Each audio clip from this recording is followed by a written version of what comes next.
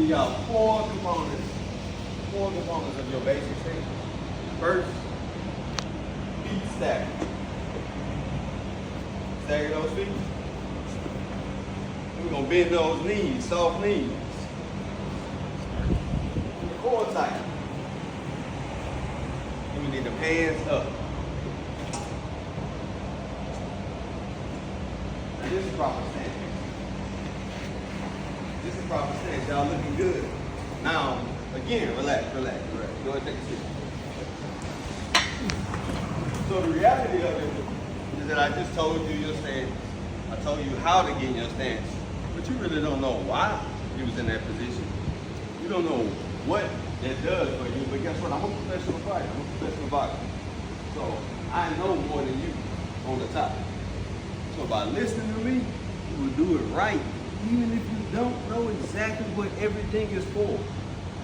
When you go to class and your principals and your teachers are teaching you a thing that you don't really know how it's going to benefit you, just understand that they a lot further than you, and they should know that it will benefit you to learn these things now. Make sense? Even if you don't understand it right now. In school, algebra, like, how is this going to help me in life? Then I get in life and realize that I don't know all these things that I thought wasn't important. And then I have to take a step back, take a step forward. Like, but you don't necessarily have to do that. That's not a must. That's not a requirement of life. That's what happens when we don't pay attention in life. That's what happens when we don't learn the lessons that's being presented to us. All right? So I'm gonna teach you your stance. I can show you your stance. The only way you will learn your stance is over repetition. What is repetition? Doing it over and over and over. Anything anybody teach you. Yeah, they gonna teach you the one time. You may be able to remember it, you may be able to say it over, but you won't be able to do it properly until you do it and do it and do it. Repetition. The same thing in boxing, the same thing in your job, the same thing in life. All right. So sometimes we don't listen. Sometimes we don't listen. Sometimes most of us have a lack of discipline. What is discipline?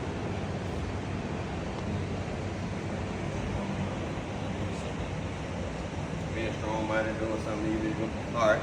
So let me go to Ring League. So this is Mark Owens Boxing. I have a nonprofit called True Ring League. Our core value is the acronym RING.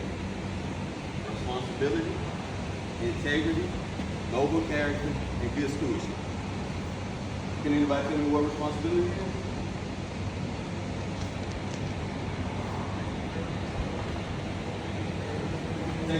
So we use a really simple definition of responsibility here, and it's just saying doing what you should do. You know you're supposed to be at school, in class for a certain time. You know that's what you should do. That's your responsibility to be in class at a certain time. Doing what you should do. You know your mom wants you to clean up when you go home. You know that's what you should do. You just doing what you should do. That's being responsible in its simplest form. Integrity. What is integrity?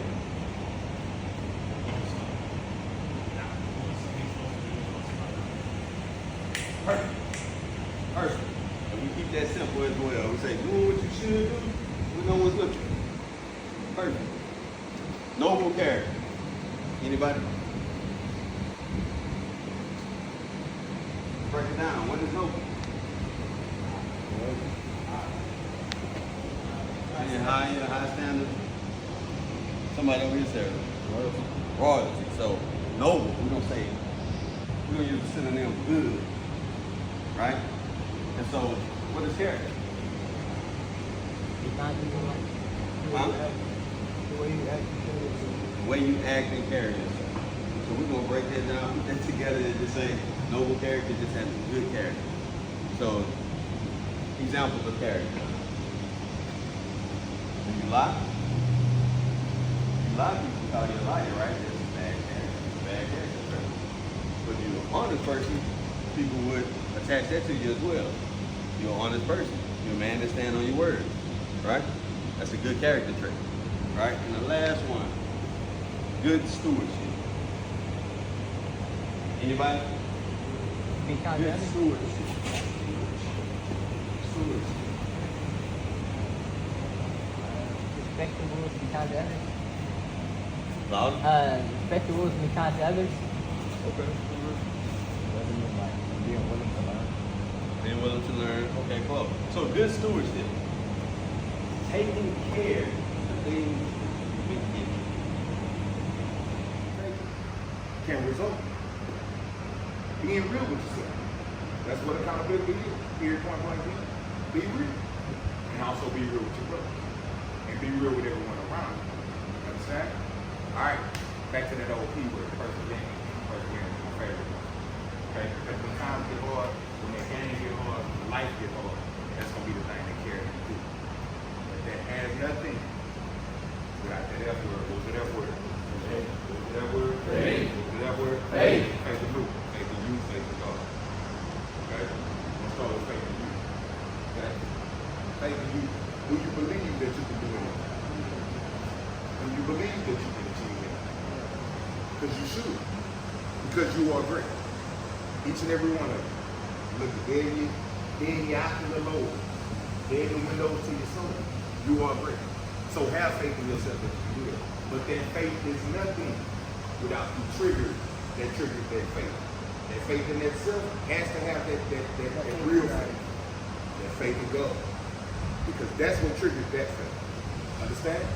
Because if you have faith in God, He told you, you can do all things. He didn't say something. He didn't say you can make it on first down.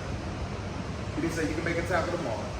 He said all things through Christ. So know that I can do anything. Anything. He said with the faith of a mustard seed, I can move a mountain. Did y'all catch that? Y'all know how big a mustard seed is? You know how big a mustard seed is? I can move a mountain with the faith of a mustard seed. Y'all know how big a mountain is? You want to show you how big a mountain is? That's the mustard seed. Remember the mustard seed I was talking about? All right. So understand what faith is, man. That's your key to everything. It can unlock anything. All right, we'll bring all that back in. All right, so I played ball. I played football. And I learned those tenets through playing football. That was my favorite sport. I played a lot of those things. That was the thing I played. All right, and it taught me a lot of those things. And it brought me closer to my faith God, which later translated to a lot of things in life. All right, I had a lot of battles with health issues. All right, I see the storm right here.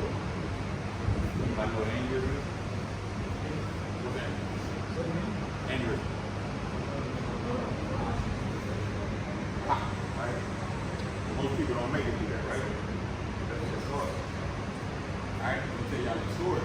So, when I realized it happened, I had a stroke. Okay? So I started talking funny, couldn't really walk, everything was going crazy. But in that moment, while everybody else was panicking and getting nervous, I never got nervous. I never got. And it's not saying Coach Trey just made like that. Nah. Inside, piece of me was nervous up. But I couldn't get there because my faith in God was so strong in that moment that I knew He had. You understand what I'm saying? And so that unlocked that perseverance. You understand? And I thought back, like, man, how did I get there? Which unlocked that accountability. It made me think about how did I get to this moment? Was I taking care of myself the right way? Was I doing the right thing?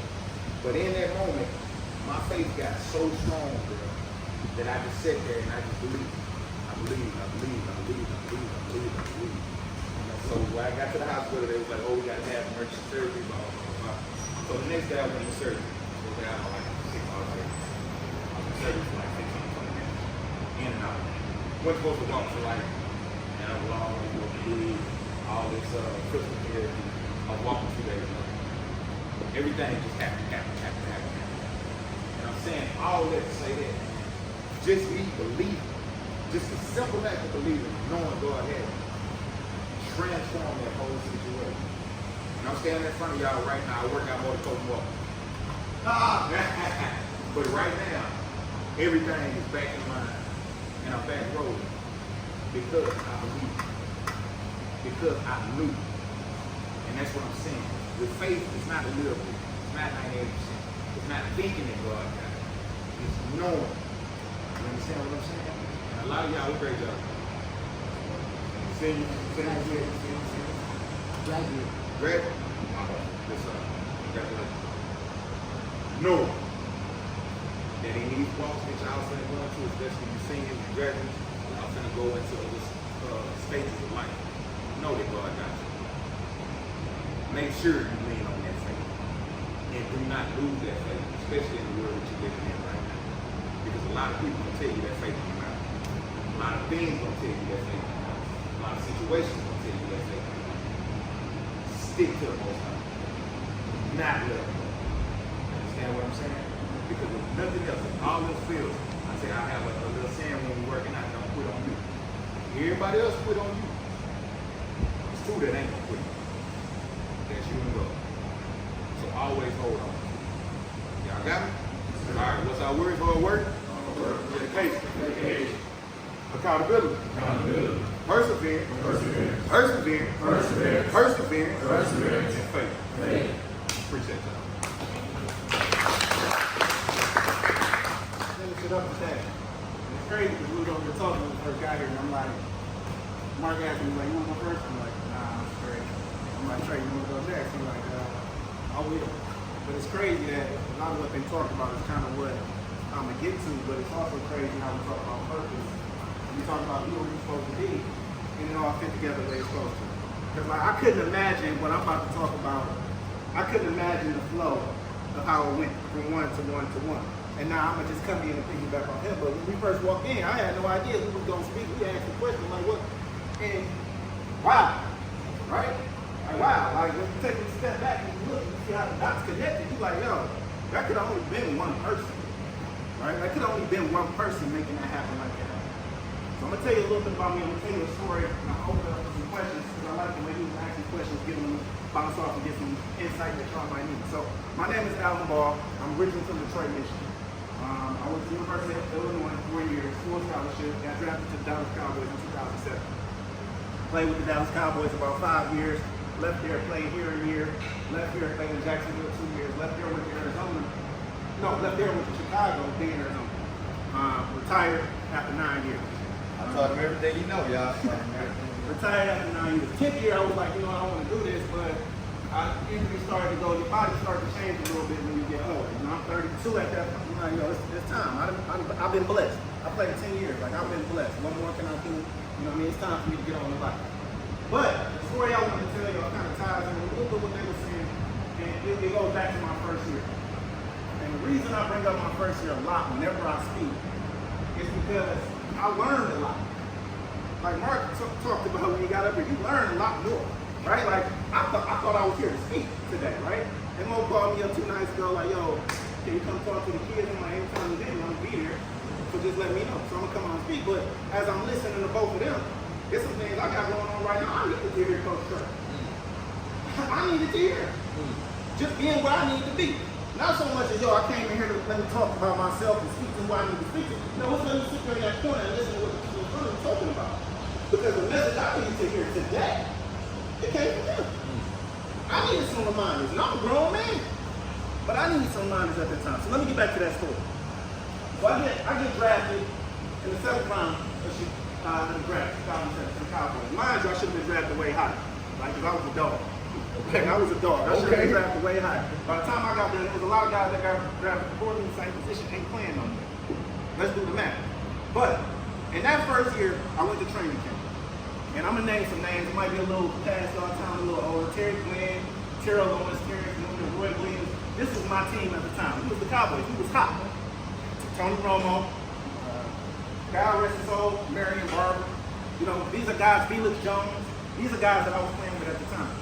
Now, when I get there, I'm like I said, I get drafted 7th round. I still think I'm a dog. I still think we got some guys that drafted ahead of me. Shouldn't have been there. Had a hell of a training camp. Balled out. You couldn't tell me I ain't balled. Coach said I balled. Everybody knew I was balled.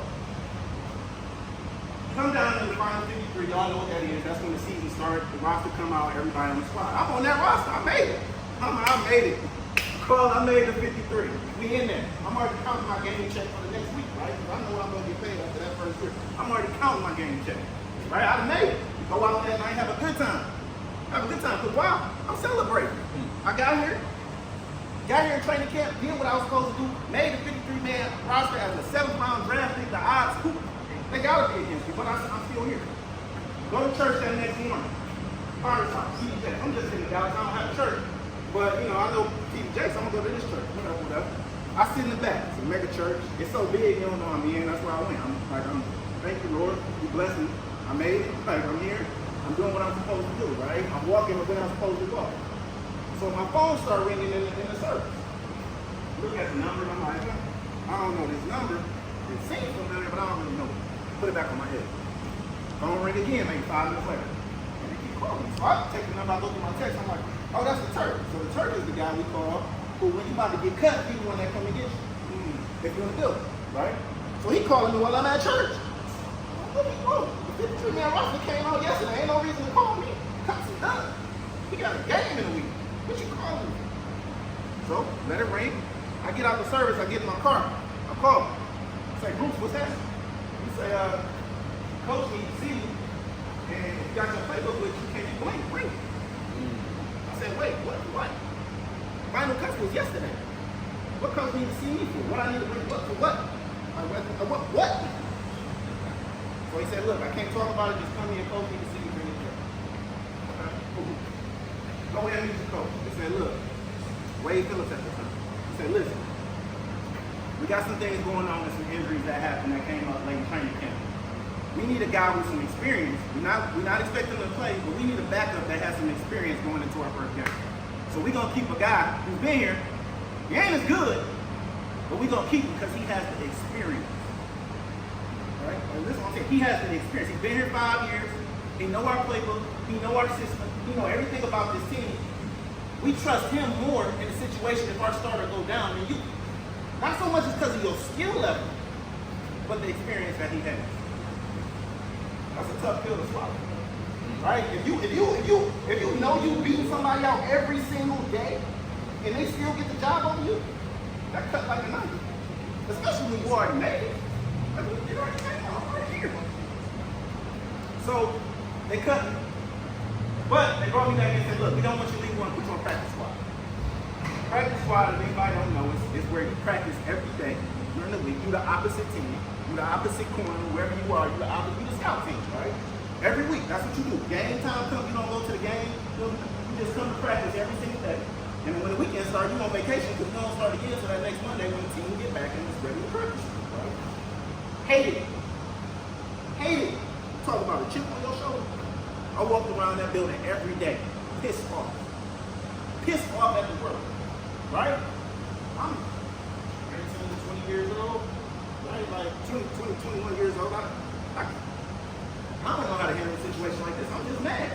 Right? Like I'm mad because I expect that something I should have it. It's my time. Like I believe it's my time for everything. And I should have this right now.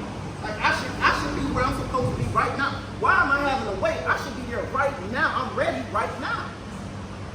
But every day, you hear some of the names I took drop when I was walking in. Name a name I'm looking at. Name when I drop here. Here alone. Every day, guess what I was covering? In practice. Working a different technique that the other teams do. So I'm learning a different technique. I'm learning footwork against one of the best receivers in the game. At 21, I couldn't see that. At 21, I couldn't see that. I couldn't see how good I was getting here. I couldn't see how good I was getting there. I couldn't see how, but every day in practice, I was there and I was working harder than everybody else, doing something that I didn't think I needed to be doing because I was on my time. I thought what I do was right. Like I know where I'm supposed to be. But if I hadn't had that time, who knows? If they would have came off the draft and they said, hey, look, we got to throw you in right now, you got to start this game, and I got to get out there and get 8 up like 4 quarters straight, you might not ever hear my name again. But that year that I had, the year that I hated it, I hated it. I didn't enjoy that first year, but I came to work every day. Now imagine if my attitude had been where it's at now to say, I can use this moment every day to get better. Every day, I can come and perfect my craft with no pressure. I don't have no crowd. I'm in practice. Every day I can show up, mess up if I want to, get better the next day. Come out there, that ain't right, but I can watch myself on film for free because I'm really watching what they're doing. But every day I'm getting better. And when we talk about purpose and being where you're supposed to be, just think about it. Every day I showed up and I was where I was supposed to be. And I learned something that set me up for the next 9-10 years.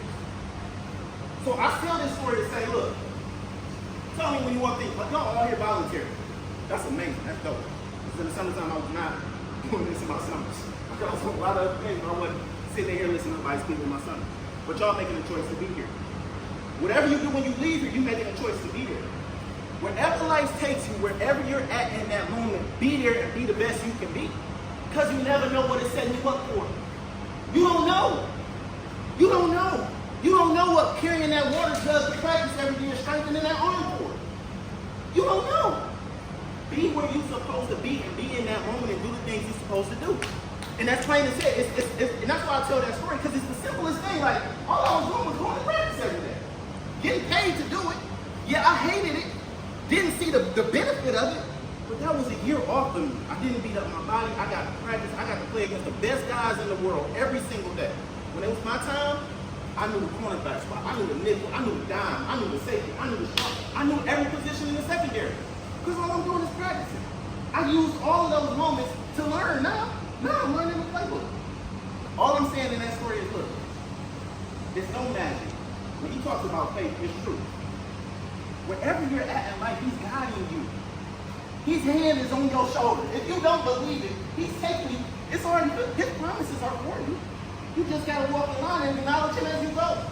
Now I can look back. Now when I'm in situations like that, I'll say, I got you, God. Yeah, this about to be miserable. But I know this for a purpose. In my business right now, when a situation comes up, Lord, I know. It's you. I hate it. I hate it right now. But I'm here for a reason. Just like I'm here in this gym for a reason. I don't know why. I just got back in town on Sunday. I was taking a week off not doing nothing. I just came off 3 weeks working like, I was thinking, Mo, you need me? I'm going to be there. I don't know if he need to hear what I said. I didn't even know what I was going to say when I pulled up.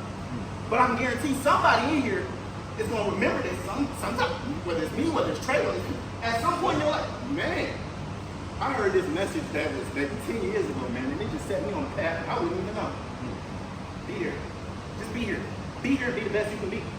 Show up and be the best you can be at whatever it is. Because one thing that I've learned in my life is, and it's with faith, is that all the things that I walk through faith and not by sight in, they're successful. My finances. Everything that I do is connected. The same player I am on the field, I'm a player off the field. The same player I am off the field, I'm on the field. If I can't be dependable off the field, how can you expect me when you call cover 2 for me to be over the top? I'm not dependable. It's a circle. It all connects. If you're not dependable over here, you're not going to be dependable over here. If you're not responsible over here, you're not going to be responsible over here. Show up and be the best you can be. For your wisdom, Coach. Thank you so much for taking the time. Thank you so much for allowing the Spirit to lead you to what to say to these young men. Now, I got a question for you all. I got a question. So, you hear I ask that question about the knowing and the doing gap? Like, knowing what to do, but actually doing it, right? And that chasm in between. For some, it looks like this. I know, I do. Maybe I make a few mistakes, but most of the time, I'm doing what I know I need to do. For some, it might look like this. Some, it might look like this. Some, it might be as wide as the gym. The question that you all are going to have to ask yourself is, with all this knowledge that's been poured into you, think about for those of you, some of y'all have been in the Principles Project since day one. Some of y'all have just recently come through a few project meetings.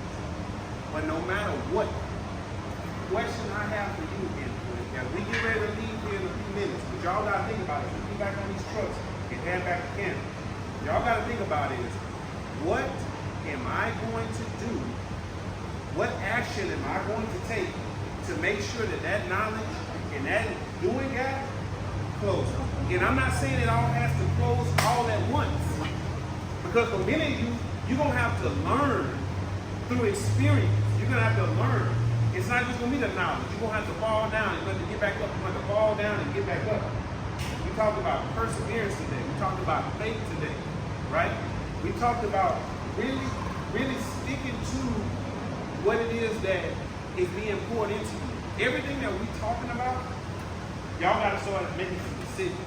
As men, y'all got to start making decisions to close that gap, right? And it starts with a mindset, and more than anything, it starts with a plan. If you got any chance at closing that gap, you got to have a plan. It's right here. What do I already see myself doing? For some of you, you might already kind of have an idea. I already know. Because a minute ago, I think the question was asked, like, how many of y'all families are like depending on you to make it, to be successful, right? If that's the case, right, if you got that responsibility on your shoulders, what are you doing right in between your ears to prepare? This is part of you might even, you trust me, as 15, 16, 17, some of y'all maybe 18 years old, you might not even understand right now how what's being poured into you, this is helping you craft a plan. The Most High God has a plan for each and every one of you. You don't have to depend on anybody else but Him. I love that, Coach. Here and here, that's where my faith lies, right? But there's got to be an object of that faith in order to see the consistency that y'all are going to need in this life. That's so, so important for all of you, okay? Listen carefully. Everything that's been said to y'all really need to take some time to think about it. And that's another thing that men don't do enough is meditate and reflect. Don't just let it come right now and I don't think about this till maybe the next time I see Mr. Owens or the next time I see Coach. Maybe that's it. You got to get into a daily habit, not every once in a while, daily habit of sitting, maybe even in a quiet space and thinking about all the information that's being fed into you and what you're going to do with it. Meditate, concentrate. Untapped potential. I got power from God. Check it out. Listen to the words. I'm so far from a pro. Doing it myself was too hard. Now I'm dependent on the Lord. Jesus Christ, Prince of Peace, the I am. Oh my God, I can shine like the sun. I can reign like a king. Cash out can't cash me out. I'm sold out to this thing. Now I'm in my lane and maintain. The main thing is love. Not that silly or sloppy, but that agape type of love. Too powerful to push on, too sharp to shove, just right to land on, lean on, and lay. You got a problem on your back, give it to God. He'll make a way. He created a Superman to save the day. Due to a price tag you couldn't pay. He inherited powers in a major way. And you don't even know you that nice. You got power straight from Christ. Yeah, you covered in ice. But what you gonna do with them stones when this body turns to bone? And headed to hell, one of these places. Now, your future home. And you're headed to an unknown destination where you can't pay to get your way a strong arm in situation. This is real. And we love y'all. Thank y'all. Thank you. Thank you.